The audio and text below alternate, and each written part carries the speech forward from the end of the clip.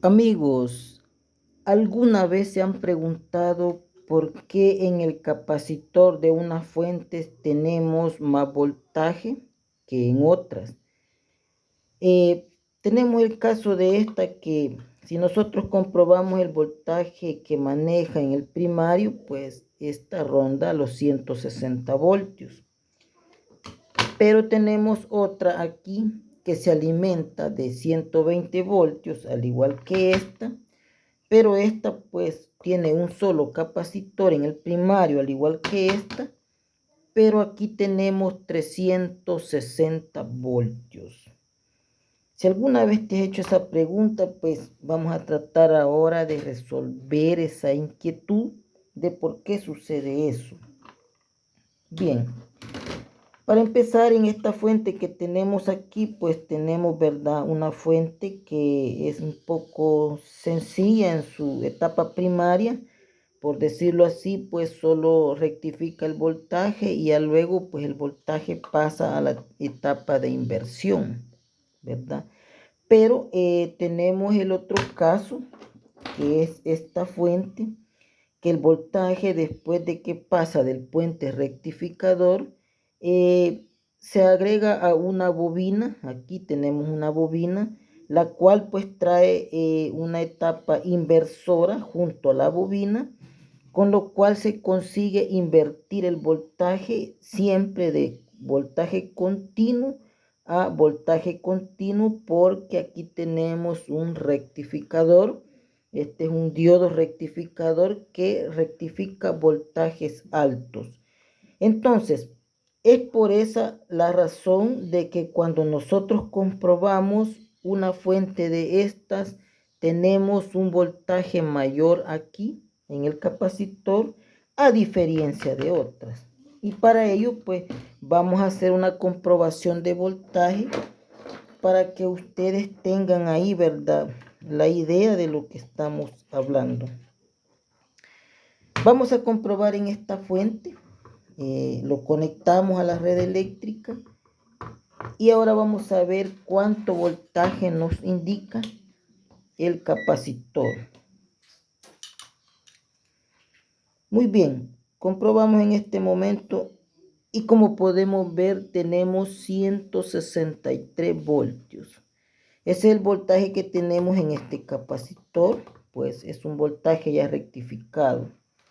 Bien, desconectamos nuestra fuente y ahora pues vamos a comprobar la otra, no sin antes descargar nuestro capacitor primario. Veamos, aquí ya lo descargué. Yo por lo general pues no conecto cablecitos porque solo topo aquí en las patitas del capacitor y ya se descarga. Por si alguien quiere aprender esta técnica, veamos, es así y ya queda descargado. Ahora vamos a pasar a comprobar esta otra fuente. Esta que tengo aquí, pues como les mencionaba, el voltaje en el capacitor primario es superior a la otra que ya comprobamos. La conectamos y pues veamos, aquí tenemos el capacitor y vamos a comprobarla para que veamos el resultado. Muy bien, una vez que ya tenemos nuestra fuente conectada a la red eléctrica, vamos a hacer la respectiva comprobación. Y como podemos ver, tenemos 384, bueno, 84, 85, 385 voltios, los cuales pues nos indica que esta fuente tiene un voltaje superior a la fuente que comprobamos hace un momento. Ya descargamos el capacitor. Recuerden que esto tiene que estar descargado para que no tengamos problemas. Así podemos manipular la fuente sin ningún problema y tenemos resuelto ahí lo que es algún tipo de descarga.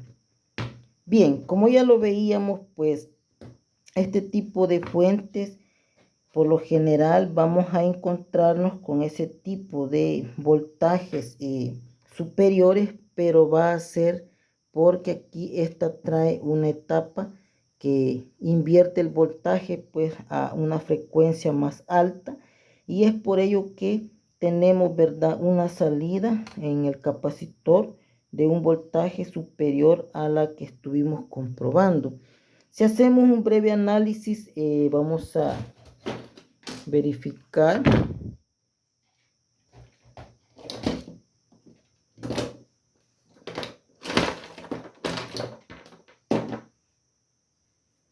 Voy a utilizar esta punta aquí con este cablecito solo para irles indicando más o menos lo que queremos ver. Tenemos aquí en la entrada de alterna, que es por esta parte, pues todo lo que ya conocemos, ¿verdad? El paso de la alterna llega hasta el puente rectificador, que es este de aquí. Ya luego pues el voltaje, una vez que ha llegado al puente rectificador, conecta a la bobina que tenemos en este punto. La bobina pues está conectada, ¿verdad?, con la etapa osciladora de control a través de este circuito integrado, y pues con una señal PWM digital puede controlar lo que es la oscilación, ¿verdad?, o la compuerta del MOSFET. El MOSFET logra de que en ese momento pues el voltaje sea superior a lo que está recibiendo de continua, que puede rondar los 150, 160 voltios. El voltaje resultante de esa inversión vuelve a ser rectificado a través de este rectificador que tenemos aquí, y ya una vez que eso sucede, pues podemos ver que conecta directamente con lo que es el drenador y la entrada de voltaje para el capacitor. Es por ello que aquí logramos tener ese tipo de inversión de voltaje superior, y eso va a pasar en cualquier tipo de fuente que tenga pues un tipo de oscilación para invertir el voltaje. Viene siendo tipo un conversor de CDC para poder, ¿verdad?, lograr un campo magnético mucho más amplio. También podemos ver ese tipo de configuraciones en esta otra fuente. Veamos, esta otra fuente pues trabaja similar a esa. Aquí tenemos dos capacitores y por aquí podemos ver la bobina, la cual pues, verdad, en configuración con la etapa de oscilación pueden lograr ese objetivo. Y de esa misma forma pues podemos comprobar otra más. Aquí tengo esta que es de un equipo de sonido. Aquí podemos ver que esta bobina es mucho más grande a comparación de las que tienen estas otras. Y aquí pues el voltaje de esta es mucho parecido a este voltaje que tenemos en este tipo de fuentes. Porque si nosotros la conectamos, esta también de igual manera nos entrega aproximadamente entre 390 a 380 voltios de continua, y vamos a tener, ¿verdad?, siempre ese tipo de voltajes, pero va a ser porque el voltaje está siendo convertido a una frecuencia más alta. Bien amigos, si te ha gustado este video y si has logrado comprender un poco de por qué es que algunas fuentes tienen voltajes superiores y otros pues tienen voltajes menores a 300 voltios, aquí he tratado de una forma sencilla y básica poderte más o menos explicar el acontecimiento de esa situación. No olvides dejar un buen like y pues suscríbete si no te has suscrito, y nos vemos en un próximo video.